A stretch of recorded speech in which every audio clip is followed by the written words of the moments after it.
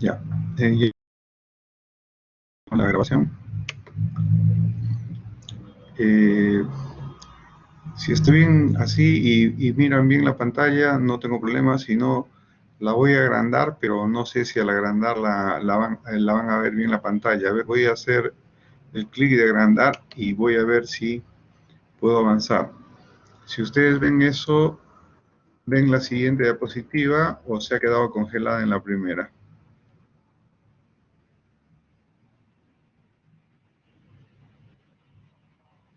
Esa es la primera, doctor. ¿No se ven las otras diapositivas? No, doctor, sigue en la primera. Solo se ve la primera, ¿no? Ya. Entonces, ahí se ve. Sí, se ve. Ya, entonces vamos a empezar con esa diapositiva. Muy bien, gracias por esperar. Bueno, soy doctor Barreda, trabajo en el Hospital de Neoplásicas, soy médico gastroenterólogo y hoy día, esta semana nos toca algunas clases del aparato digestivo. Esa es la foto del hospital antiguo, la foto del hospital actual y todavía me falta agregar la foto de la torre que acabamos de inaugurar este año, que es donde en este momento estamos, ¿no? Ahí ustedes ven tres logos, uno de ellos es de la Universidad Ricardo, donde soy docente, y los otros dos logos son también de docencia y de Alma Mater, que es la Universidad de San Marcos. El tema de ahora es enfermedad por reflujo gastroesofágico. Empecemos por la definición. La enfermedad por reflujo es un trastorno crónico relacionado con el flujo retrógrado del contenido gastroduodenal al esófago y órganos adyacentes, resultando en un variado espectro de síntomas que alteran la calidad de vida con o sin daño tisular. Lo que está en el estómago y el duodeno inclusive puede revertir hacia la cavidad oral, y en la cavidad oral a su vez puede revertir hacia inclusive los oídos en niños, el aparato broncoalveolar inclusive en niños.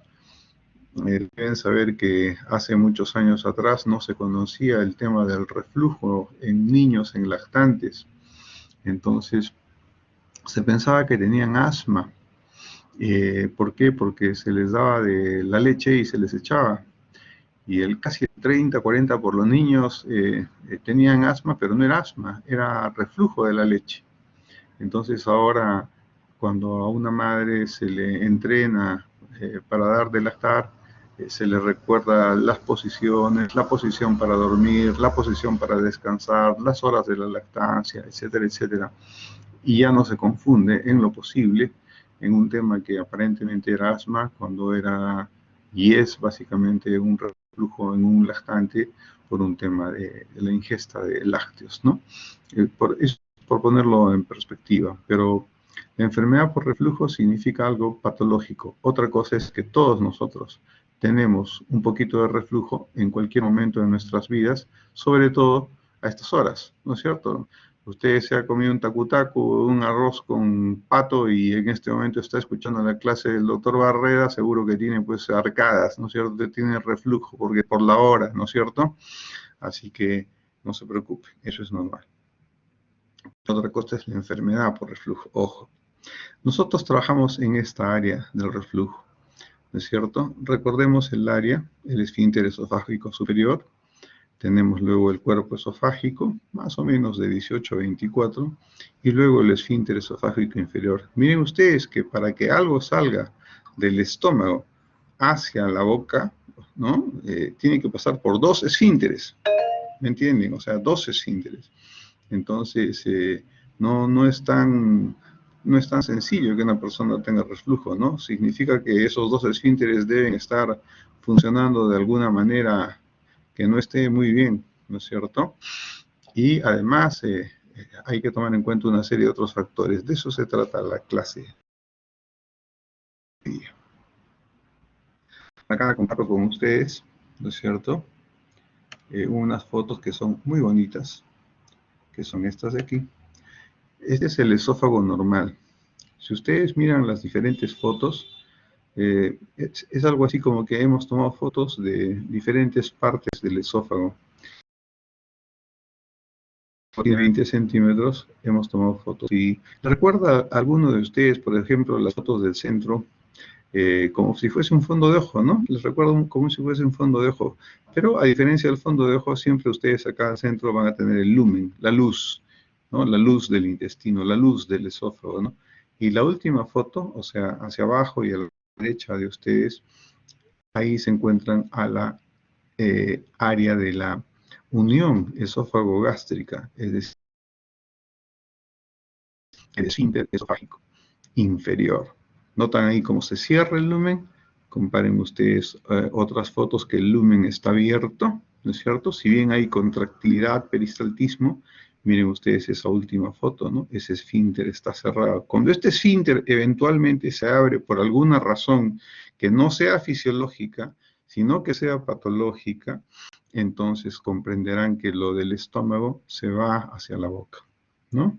Y obviamente, ustedes también saben que la mucosa del esófago es una mucosa poliestratificada que está diseñada para la saliva, diseñada para el paso de los alimentos, pero no está diseñada para tolerar durante horas o días el ácido, no está diseñada para tolerar la bilis, ¿no es cierto? Así que si esto constantemente es atacada por ácido o bilis, también esta mucosa eventualmente va a sufrir. ¿Y cómo sufre una mucosa cuando es atacada por órganos que son eventualmente muy agresivos? Se puede ulcerar, se puede dañar, se puede estenosar y se puede condicionar a una metaplasia y finalmente un cáncer, ¿no? Que es el extremo del extremo de los extremos, ¿no?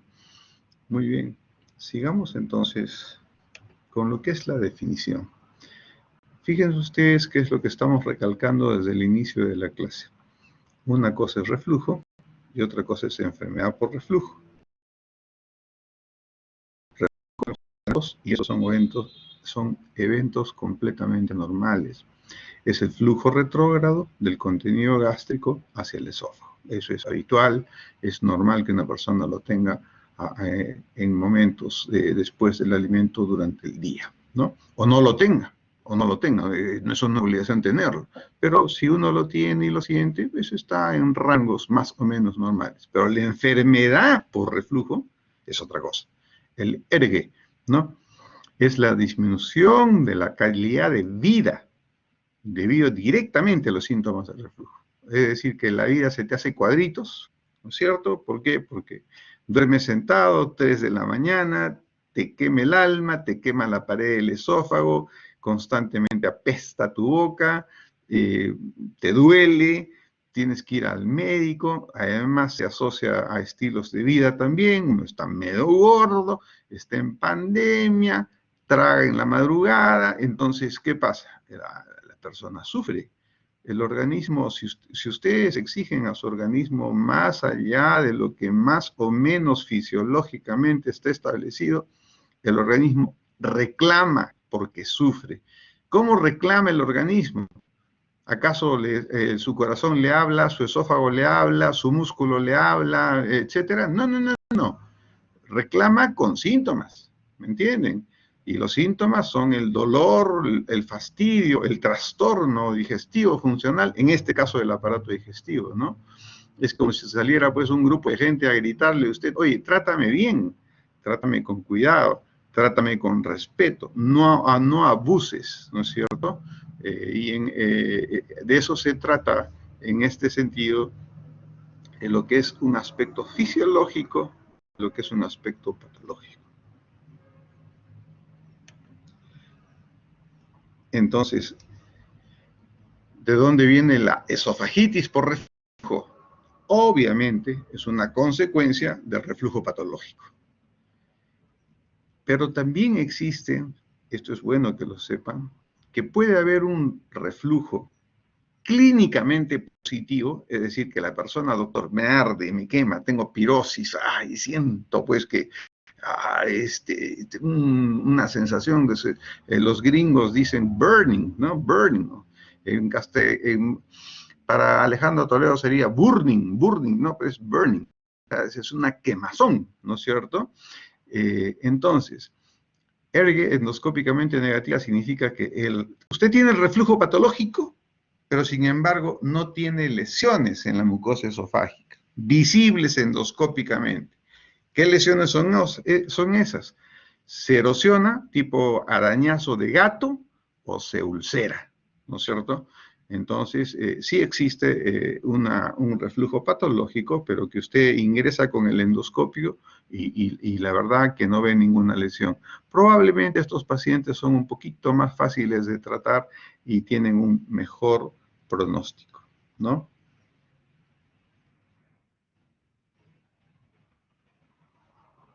Entonces, la fisiología. Consecuencia del resultado respecto al equilibrio de la barrera antirreflujo normal. Entonces, lo que hemos dicho es que el reflujo gastroesofágico es un proceso normal, ¿correcto? Eso es lo que hemos dicho. Es frecuente un reflujo gastroesofágico durante y después de las comidas, puede tener una duración de pocos minutos, no tiene complicaciones y es bien raro en las noches, ¿correcto? Por eso es que estoy seguro que si son 100 alumnos, una quincena debe tener un poquito así de esa cosa que como que te da el eructo y se te viene la cosa, pero que como que tú la calmas y es normal y es tu digestión, ¿no es cierto? Muy bien. Así que no se preocupen. Si se preocupan, me visitan en mi consultorio privado, yo les hago la endoscopia y les cobro con un descuento. A ver, no, mentira, ¿cómo les voy a cobrar? Y, ya me acuerdo, pues. ¿Quieren que les chismee un poquito? ¿Sí o no? Que diga alguien, ¿les chismeo o no les chismeo? Nada más. Muy bien, sí, el chisme es delicioso. Yo era joven como ustedes hace años, ahora tengo 63 años y no he dejado de ir a trabajar un solo día al hospital. Pero cuando era joven como ustedes, yo era bien bonito, ¿no? Estudiaba medicina, tenía mi pelo larguito, tenía hasta cara de mujer, tenía, pues, ¿no? En fin, porque era tan bonito que tenía cara de mujer. La cosa es que así me decían, pues, ¿no? Y eso sí, muy inteligente, trabajaba mucho, estudiaba mucho, era un monje loco de la medicina. Estudiaba, pero así. A ver, ¿cómo les digo? Yo vine a Arequipa a los 15 años a vivir en una pensión, en Jesús María, porque yo soy de Arequipa, de La Salle. Y entonces vine a vivir acá a los 15 años, en una pensión. Entonces, mi infierno de haber hecho locuras fue a los 13, 14, 15, ¿no? En tercero, cuarto y quinto de media, disculpen, era pues absolutamente un forajido, ¿no? Es decir, siempre los primeros puestos, pero alcohólico, o sea, tomaba de jueves, creo que a domingo, no mujeriego en el más sentido, sino que las enamoradas propias de la edad. A los 14 años choqué mi carro completamente alcoholizado.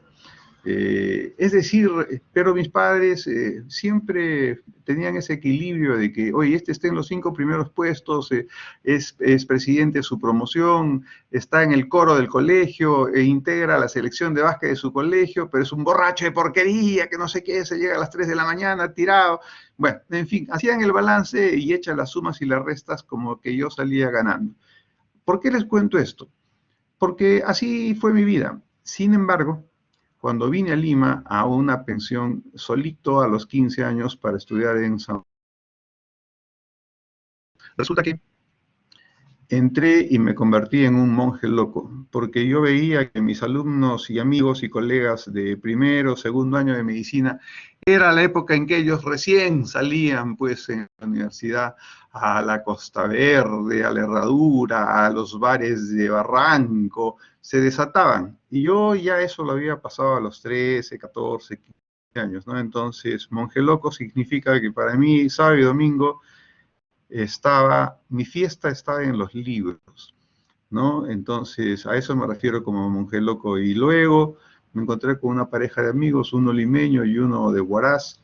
Formamos un trío en el buen sentido, no sean ustedes, no sean cochinos, trío de estudio, ¿no? Entonces, estudiábamos mucho, leíamos muchos libros, a eso me refiero, ¿no? Entonces, el consejo que les va un poquito es en ese sentido. Es decir, ustedes ahora enfrentan esta pandemia, y eso le digo a mis alumnas, ustedes enfrentan esta pandemia, pero tienen ustedes una misión. Y la misión es tratar de ser los mejores médicos de aquí, de Lima, del Perú, porque nuestra misión es, en este caso, por ejemplo, cuando me dicen, ¿por qué no ha faltado usted un solo día? Porque estamos diseñados para eso. Nosotros somos los especialistas para estas pandemias. Yo estoy en la pandemia del SIDA, he estado en la pandemia del cólera, y ahora me está tocando estar frente a esta pandemia. Y cuidándonos, tampoco somos héroes ni cosa por el estilo, afrontamos a nuestros pacientes. Entonces, todo esto venía, al final no es el chisme, sino es compartir un poco el aspecto médico humano, o sea, para que vean que uno no es ni más ni más, sino un profesor que tiene unos años y que con estos recuerdos trata de hacerles ver que yo también tuve la edad de ustedes, pero eso sí, yo me exigí muchísimo, muchísimo, porque creo que tenía en el fondo de todo mi ser la alegría de haber escogido una especialidad que me ha permitido siempre estar al lado de seres humanos y de poder en lo posible darles lo mejor de mí. Así que eso sean ustedes, traten de serlo, esfuercen al máximo, y regresamos a la clase. Parte de chisme, parte de un pequeño aliento de tipo, sí, se puede, sí, como el cienciano, ¿no? Cuando ganó la Copa Sudamericana, ¿no? Del sí se puede, del Cusco, era interesantísimo. Regresemos a la clase, no se distraigan. Epidemiología del reflujo gastroesofágico está ampliamente distribuido. Es mucho más frecuente, ojo, esto en países desarrollados. No sé si ustedes han salido de Lima, pero cuando ustedes vayan a Miami, ¿no es cierto? Y se metan, por ejemplo, a recorrer Disney, ahí sí van a ver verdaderos cerdos andantes, ¿no? O sea, personas que deben tener pues 130, 150, 180 kilos caminando ahí por los parques con sus, ¿no? Trabajando en Disney o visitando los parques. Esos son personas realmente obesas, ¿no? Entonces el reflujo ahí está cantado. Por eso ponen países occidentales. Predomino en raza blanca mayores de 50 años. Ese es un dato epidemiológico también importante. Las personas obesas, ¿no? Las personas obesas. ¿Por qué? Porque una persona que está un poquito gordita, cuando se echa en la cama, ¿qué pasa con el diafragma? El diafragma empuja para todo lado, pero si ustedes tienen, pues, en lugar de tener, hagan de cuenta que ustedes tienen 1,70 m y pesan 70 kilos. Bueno, se echan, duermen. Pero tienen 1,70 m y pesan 100 kilos. Supongamos, ¿eh? Esos 30 kilos, ¿dónde creen que están? Han subido 30 kilos en parte de cerebro, en parte de corazón, en parte de huesos, en parte de uñas. No, eso va eso se traduce en tejido graso. Y en el abdomen, ese tejido graso se acumula en una cantidad impresionante, además del hígado graso. Entonces, ¿qué significa? Que uno se echa, y cuando se echa, todo ese peso que es pura grasa, aprieta su barriga, sube el diafragma arriba y les impide respirar adecuadamente, y además proyecta como el proyectil, digamos, lo que hay en el estómago hacia el esófago. Por eso es que parte del tratamiento del reflujo gastroesofágico tiene que ver con bajar de peso, ¿no es cierto? ¿Entiende? Creo que está claro. Sigamos, jóvenes. Siempre en la vida, como dicen los chinos, hay el yin yang, el día y la noche, somos cruz y moneda, ¿no es cierto? cruz y sello, iguales en esto, ¿no? O sea, somos un poco de todo. Entonces, tenemos la barrera antirreflujo y tenemos los factores agresivos. La barrera es la anatómica, el peristaltismo es la aclaración, y la resistencia del tejido, preepitelial, epitelial y posepitelial. Esa es la parte que nos protege. Lo que nos agrede es el ácido, es la pepsina, las sales biliares. Y si hay un retardo del vaciamiento gástrico, estamos fregados. Ejemplo, si yo tengo un cáncer antrorónico y no fluye la comida porque eso está semicerrado, entonces todo lo que se acumula en el estómago va a atacar directamente el esófago. Hago una endoscopía, encuentro el cáncer, pero el pobre esófago lo encuentro absolutamente destrozado, ¿no? Por el ácido.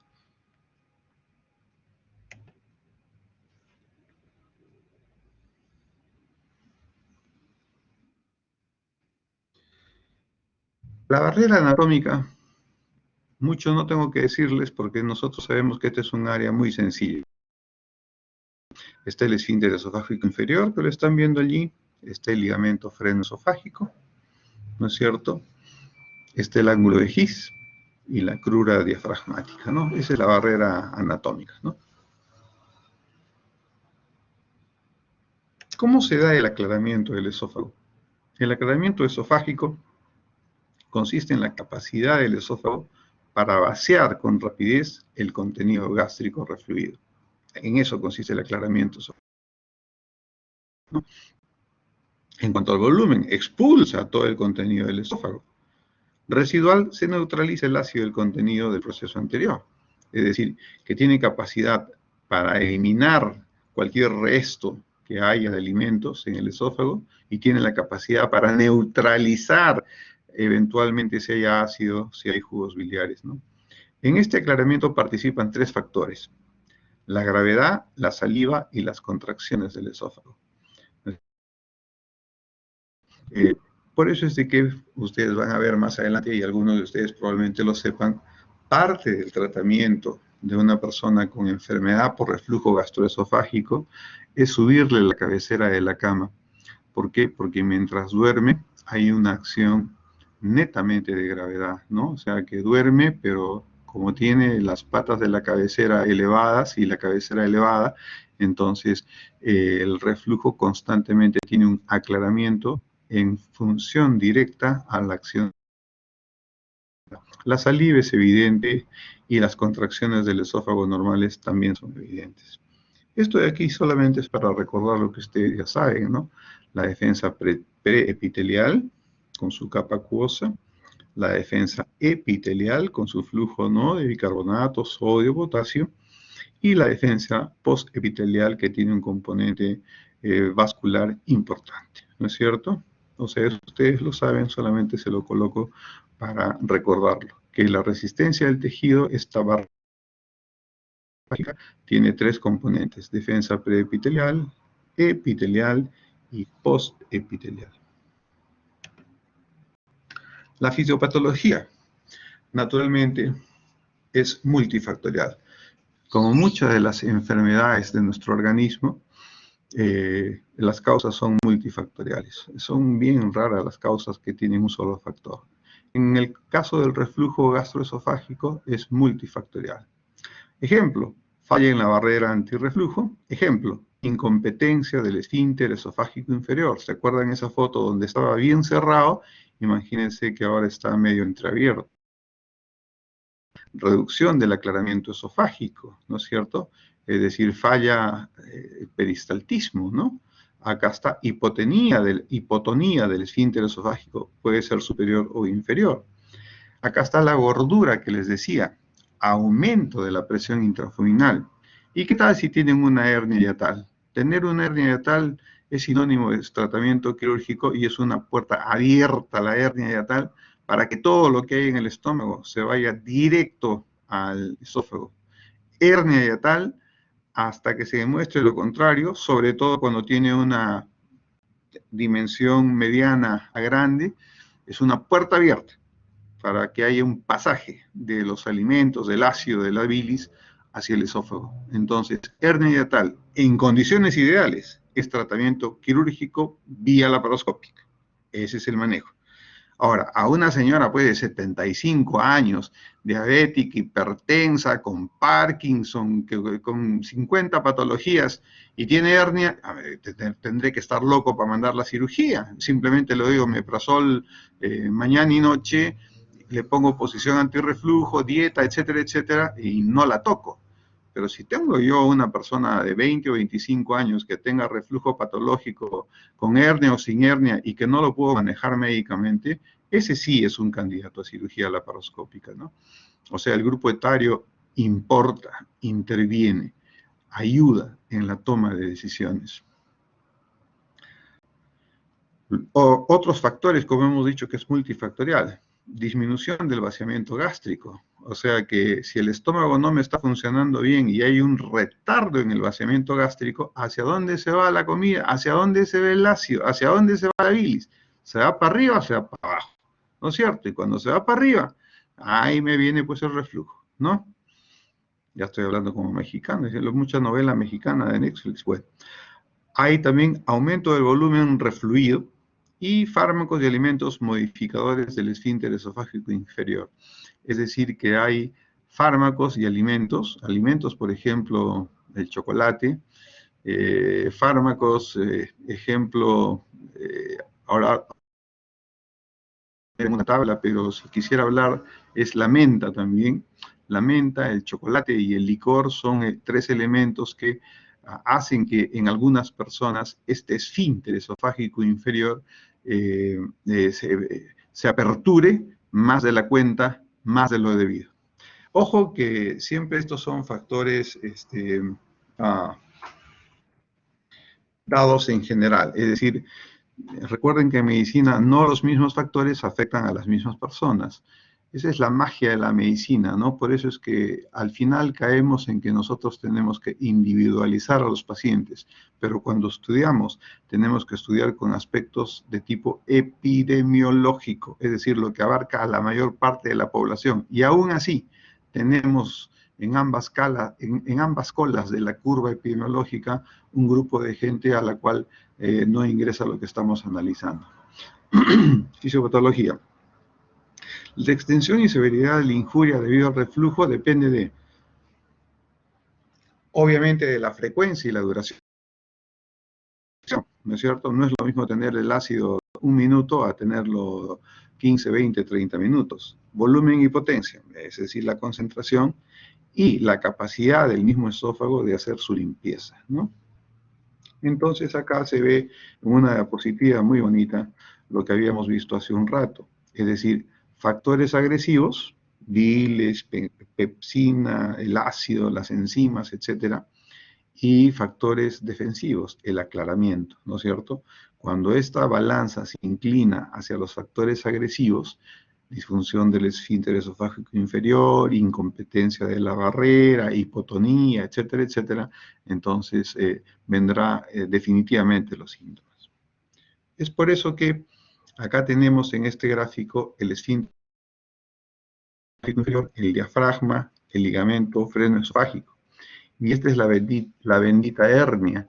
La hernia significa que parte del estómago pasa al mediastino a través de un debilitamiento de la pared diafragmática, y entonces ustedes ven allí que ya ese esfínter ya no actúa y constantemente el alimento se va hacia arriba, ¿correcto? Y acá tienen ustedes otra que tiene que ver con lo que estamos comentando, ¿no? Los factores que protegen, peristaltismo, salivación, y los factores que nos atacan, ¿no? La distensión, la presión intraabdominal, la bilis y el ácido, ¿no? Modificadores del esfínter. Habíamos dicho dentro de los fármacos, miren ustedes, ¿cómo mejora la presión en los fármacos? Ahí está la metoclopramida, la domperidona, ¿no? Los antiácidos. Y los que disminuyen la presión, lo que les decía abajo en alimentos, fíjese usted, la grasa, el chocolate y el alcohol, ¿no? Además de diazepam, dopamina, en fin, una serie de otros factores, ¿no? la clínica. Si hay algo que es típico y clásico en la enfermedad del reflujo es la pirosis. O sea, ustedes no pueden tener un hemorroides con pirosis, ¿no es cierto? O sea, la pirosis es del reflujo, el ataque del jugo ácido biliar al esófago. Eso se llama pirosis, es un síntoma típico. Y esa es una pregunta de examen. El síntoma típico más común en pacientes con enfermedad de reflujo gastroesofágico se llama pirosis. Hay la regurgitación, la disfagia, y síntomas atípicos cuando se va a la boca, pues la odinofagia, el hipo, las náuseas, los vómitos, ¿no? ¿Por qué pongo acá la dispepsia? Doctor, ¿qué tiene que hacer la dispepsia en una clase de reflujo? ¿Qué se está fumando? Ahora les voy a decir, miren ustedes van a tener una clase de dispepsia. Dis significa difícil y pepsis significa digestión. Entonces, la dispepsia funcional es pesadez, saciedad, dolor en epigastrio y ardor en epigastrio. ¿Por qué lo pongo? Por esta sencilla razón. Miren ustedes, la prevalencia de la dispepsia es tan alta que puede llegar al 30% de la población. En Latinoamérica esto prevalece más en mujeres y sobre todo es cuando hay un síndrome de malestar postprandial. ¿Pero por qué es esta gráfica? Porque ustedes ven allí que la dispepsia funcional se entrecruza con el síndrome de intestino irritable y se entrecruza con la enfermedad de reflujo gastroesofágico. ¿Notan? Quiere decir que una persona puede venir a su consulta con una enfermedad de reflujo así clásica de libro, pirosis, reflujo, náuseas, etc. O puede ser un síndrome de intestino de libro o una dispepsia de libro.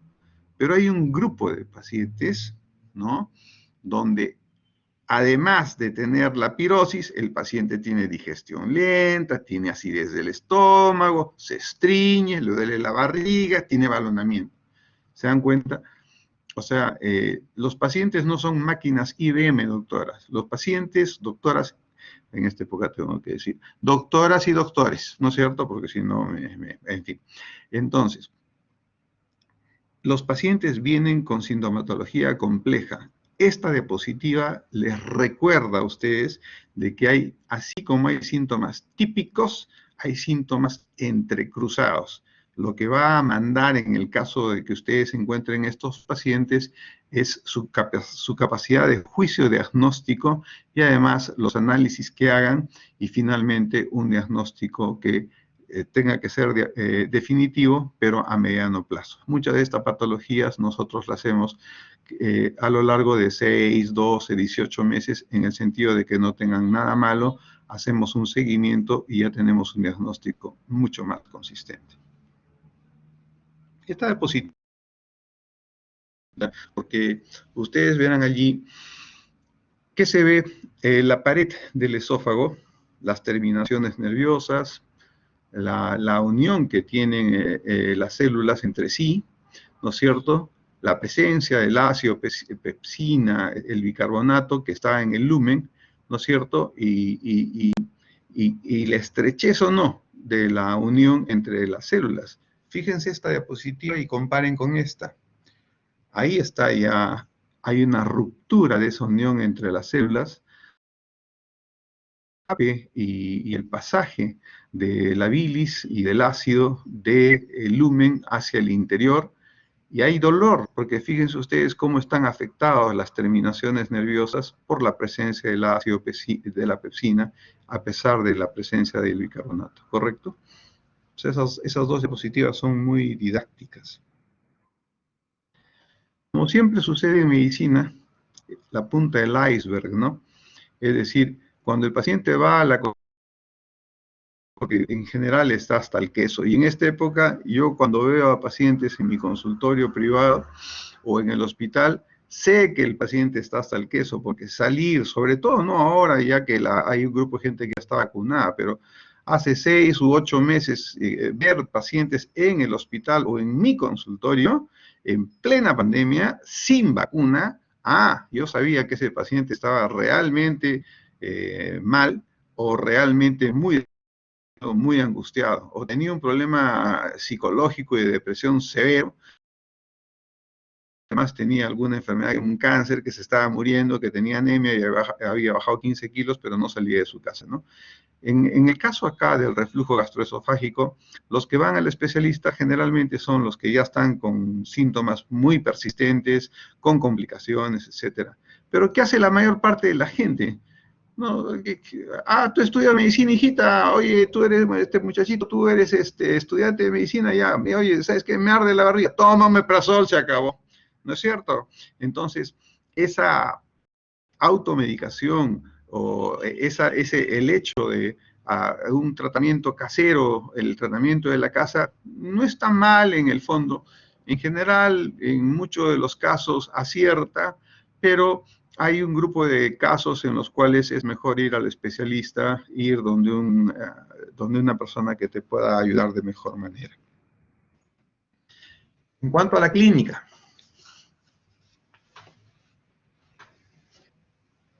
la clínica del reflujo es una clínica que está dirigida. Está dirigida hacia, por ejemplo, hemos dicho que la pirosis es prácticamente el signo patognomónico. Sin embargo, las manifestaciones extraesofágicas, como les dije, tos crónica, asma, bronquitis, dolor precordial no cardíaco, ¿no es cierto? Disfonía, disfagia intermitente, ronquera, gingivitis, laringoespasmo. Ahora tenemos muchos especialistas de neumología, de otorrinolaringología y de odontología que nos hacen la consulta a nosotros, los gastroenterólogos, porque ellos ven que la dentadura está perfecta, que su orofaringe no tiene nada y que en los bronquios y en el pulmón no hay nada. Y el problema de fondo es un reflujo patológico. Entonces nosotros a ver, pues con estudios de endoscopía, radiografía, manometría, pHmetría, etcétera, a ver qué está pasando. Son las manifestaciones gastroesofágicas. Entonces la clínica, con el diagnóstico, la clínica que les he comentado, la endoscopía que les he comentado, la radiología, la histología, si tomamos una biopsia, la manometría y la pHmetría. Manometría es básicamente medir la presión del esfínter esofágico inferior. Y la pHmetría es colocar una sonda por la nariz, dejarla en el esófago 24 horas y durante esas 24 horas medimos la curva de acidez de ese esófago. Si esa curva de acidez está en rangos y parámetros normales o está absolutamente patológica. El diagnóstico, allí se ve, endoscopía es una buena técnica y allí tienen pues las diversas clasificaciones sobre el daño del esófago. Por ejemplo, la clasificación de Los Ángeles, LA son Los Ángeles. Permite evaluar, por ejemplo, Los Ángeles A, B, C y D. Los Ángeles A, como ven ahí, es cuando hay algunas erosiones muy superficiales. Los Ángeles B es cuando estas erosiones ya son mayores de 5 milímetros. Ustedes pueden ver allí en la segunda foto a la derecha que ya tenemos una erosión que por lo menos debe tener unos 10 milímetros. Los Ángeles C, ahí van a ver ustedes más erosiones, inclusive que algunas confluyen, ¿notan? Lo que está en blanquito, diferente de la otra mucosa, ¿no? Y Los Ángeles D, cuando ya está completamente comprometido todo el lumen esofágico y además hay una estenosis, es decir, se cierra parcialmente el esófago, consecuencia de la cicatrización de la úlcera, que a su vez es consecuencia de un reflujo patológico crónico. O sea, Los Ángeles A a Los Ángeles D no es sino la consecuencia evolutiva ascendente de presencia de erosiones y ulceraciones que afectan el esófago. Es decir, una persona que empieza con pirosis puede terminar con disfagia, ¿me entienden? Es decir, ustedes entran, no hay cáncer, pero la persona no puede comer alimentos sólidos. ¿Por qué? Porque se le cerró parte del esófago de la cicatrización de una úlcera, ¿no? Esos son casos ya extremos. En la actualidad no se ve tanto. Y el esofagograma, como ustedes verán en la placa grande, ¿no es cierto? Idealmente es antes de una endoscopía para ver que se vea muy bien, ven el estómago, ven el esfínter, etcétera, ¿no? En las fotos que están al centro se ve inclusive un divertículo esofágico, ¿no? Y la hernia, ahí ustedes están viendo el diafragma. Miren ustedes el estómago, en esa placa rellena de bario, como parte del estómago se mete a través del diafragma hacia el mediastino y evidentemente pues es una puerta abierta para que los alimentos del estómago pasen sin ninguna reserva ni resistencia hacia el esófago, ¿no? La manometría es lo que yo les había comentado, ¿no? Permite la evaluación de la presión y la relajación del esfínter esofágico inferior, pero no es un examen de rutina. Este examen se hace a aquella persona que está sufriendo mucho de reflujo patológico, que no responde a la terapia y que uno tiene la consideración de que eventualmente podría ser candidato a cirugía. Y la medición del pH evidentemente se mide en 24 horas y valora la capacidad del esófago para eliminar el ácido, ¿no? Entonces registra un pH menor a 4. Entonces, en consecuencia de lo que hemos tratado, el manejo tiene que ver pues con una dieta, o sea, una dieta adecuada, evitar los que hemos comentado, hacer ejercicio para que, entre otras cosas, maneje uno el sobrepeso. La posición ante reflujo es la que le hemos dicho, elevar la cabecera de la cama. El tratamiento médico son los inhibidores de la bomba de protones a la cabeza, el omeprazol, por ejemplo, y el tratamiento quirúrgico es la técnica de cirugía de Nielsen, que es cuando ya no funciona mucho lo otro y necesitamos algo, por ejemplo, una hernia. Ese es tratamiento quirúrgico, ¿no? Entonces, ¿qué hago? Hernia, bueno, la reduzco, ¿no es cierto? Le hago como una corbatita a Michi, de modo tal de que ya no sea una puerta abierta, sino la cierro parcialmente, de modo tal de que en lo posible, si la técnica sale de manera positiva, el paciente o la paciente pueda pasar los alimentos y ya no tener una hernia que haga que esto afecte la pared del esófago. En cuanto a la dieta que hemos dicho, comidas frecuentes de poca cantidad, evitar grasas, café cítricos, cigarrillo y el alcohol, no acostarse hasta después de 2 a 3 horas luego de la última comida. Es decir, hay gente pues que son las 9 de la noche, come y se acuesta a las 10 y no tiene reflujo. Bueno, bendito sea el Señor, ¿no es cierto? Pero una persona con reflujo patológico hace eso, la noche no duerme, ¿no? Entonces se le recomienda que si va a dormir a las 10 de la noche, bueno, que su última cena sea de preferencia dietas líquidos o dieta muy blandita, muy suavecita, pero 6, 7 de la noche. Y recién 2 o 3 horas después que se acueste, ¿no? Evitar el sobrepeso, evitar la ropa ajustada, la bendita posición antirreflujo, que sin llegar a ese extremo que están viendo allí, ¿no es cierto? Lo que quiere esta diapositiva es graficar de que el tratamiento, pues, si son pareja y duermen juntos, el elevar la cabecera de la cama afecta a los dos, ¿no? Así que hay que elevarla solamente 10 o 15 centímetros, no como se ve allí, ¿ya? Y el otro aspecto que queremos evaluar, ¿no? Acá le está diciendo, lo felicito, la endoscopía es negativo, o sea que todo está muy bien. Y hemos dicho de que una persona puede tener reflujo patológico y en algunos casos no tener lesión evidente. Entonces acá se está rescatando de que el médico no actúe de esa manera tan displicente, ¿no es cierto? Porque ven ustedes que el paciente está muy mal y el otro le dice, te felicito, estás muy bien, ¿no? El tratamiento médico, además de el omeprazol, también están los procinéticos, ¿no? Y los procinéticos son medicamentos que ayudan a mejorar la peristalsis del esófago y el vaciamiento gástrico. El rol central de los inhibidores de la bomba de protones, ya que esto tiene que ver con el ácido, entonces ustedes ven allí que para la producción del ácido tengo 3 factores que ayudan a producir el ácido, la gastrina, la acetilcolina, pero los 3 inciden sobre la bomba de protones y esa bomba de protones es la que me produce el ácido clorhídrico. Entonces, yo puedo usar ranitidina, pero solamente me estaría actuando en un tercio, es decir, en los inhibidores de histamina. ¿Se dan cuenta? Entonces, cuando yo actúo con omeprazol, prácticamente estoy inhibiendo el 90 a 95% de la producción del ácido. Por eso es que el uso de estos medicamentos tiene que ser adecuadamente sopesado para determinados pacientes que tienen esta patología, porque ustedes comprenderán y recordarán que el ácido es importante para la digestión, ¿no? Esto es, esta de aquí y esta de aquí. ¿Qué complicaciones tenemos en el reflujo? Evidentemente el reflujo da esofagitis, hay un daño del epitelio, sigue el reflujo y hay un cambio de ese epitelio por metaplasia intestinal, que es el esófago de Barrett.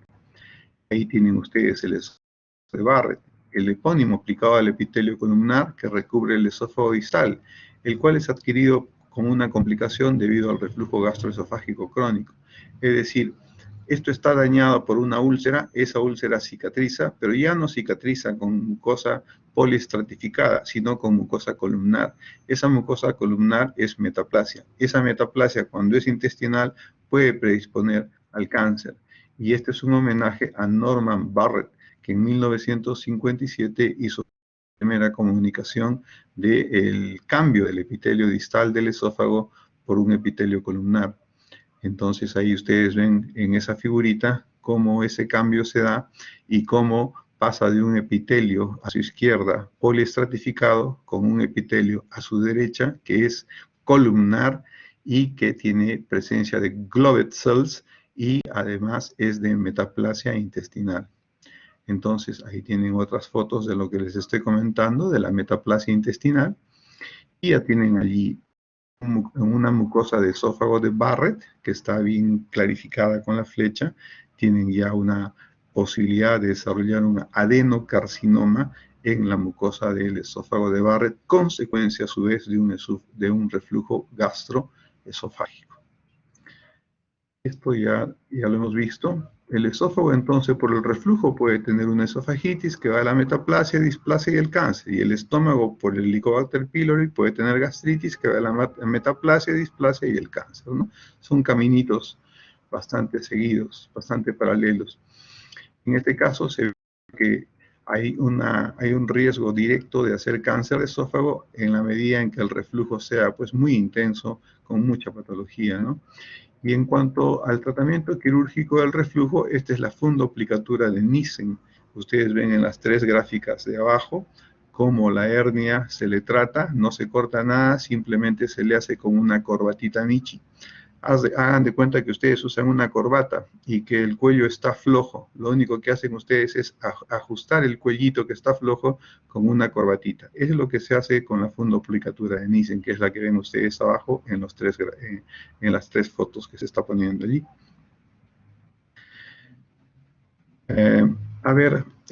Terminamos. Mis clases siempre yo las traigo con preguntas de examen, así que esta les puede llegar si son lecheros. A ver. Con relación al reflujo gastroesofágico, escucho las respuestas, por si acaso. ¿Siempre es patológico el retorno del contenido gastroesofágico al esófago? Sí. Ya escuché que dijeron.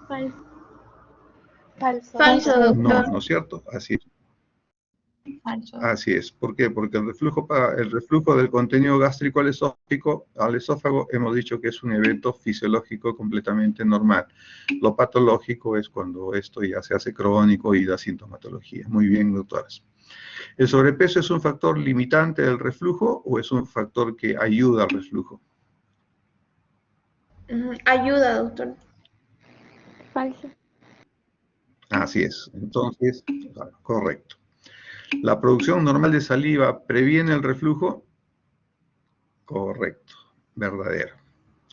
Usted, si tiene la saliva, ayuda pues a que el reflujo no sea patológico. ¿La sensación de vinagrera es una señal de posible reflujo? ¿Sí o no? ¿Verdadero o falso?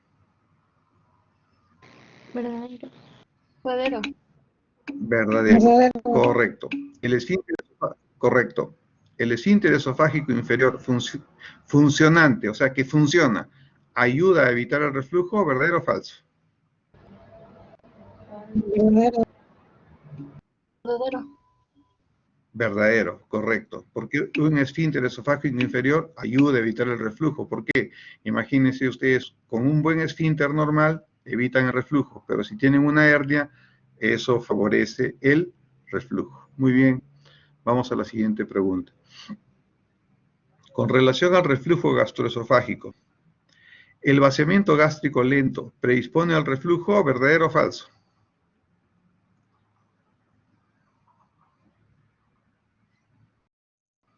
Si el vaciamiento gástrico es lento, evidentemente predispone al reflujo, ¿no es cierto?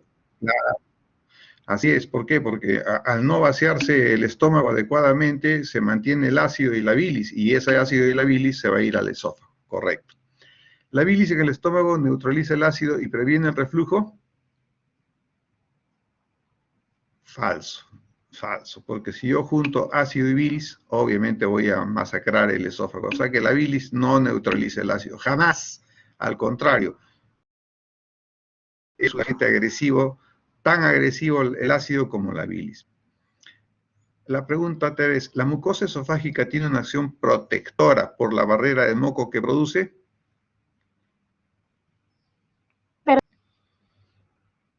Verdadero. Muy bien, doctora. Verdadero. ¿El pH del esófago mayor a 4 durante las 24 horas del día evita el reflujo?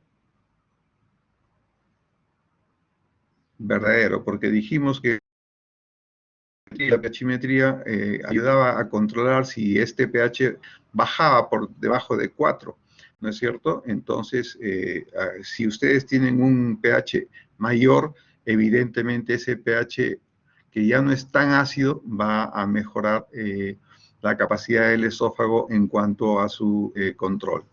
Finalmente, la velocidad de vaciamiento del contenido esofágico es intrascendente en la prevención del reflujo, ¿verdadero o falso? Falso. Correcto, completamente falso. Muy bien. A ver, ¿qué factores de los de abajo mencionados favorece el reflujo gastroesofágico anormal? Normal, ya. ¿Producción de saliva? No. ¿Peristaltismo esofágico? No.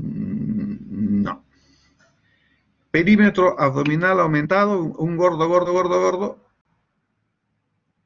Verdadero. Sí, doctor. Correcto. Ese es el factor que favorece el reflujo gastroesofágico anormal. ¿De acuerdo? Paciente mujer de 26 años, natural de Tayacaja, vino a Lima hace 8 meses y trabaja como empleada doméstica. Desde hace 3 meses tiene síntomas de acidez y vinagreras. ¿Qué otros síntomas nos hacen pensar que tiene enfermedad por reflujo? Y colocan meteorismo, pirosis, distensión, diarrea y cólicos. ¿Cuál le pondrían ustedes? Pirosis, Pirosis, doctor. Pirosis, doctor. Muy bien, conmigo esta clase, así que doctores, nos vemos mañana. Hasta mañana, doctores. Cuídese, doctor. Hasta luego. Luego, doctor, cuídese. Gracias, doctor. Buenas tardes. Gracias, doctor. Hasta luego. Gracias. Gracias, doctora. Hasta luego. Hasta luego. Gracias. Gracias, doctor. Hasta luego.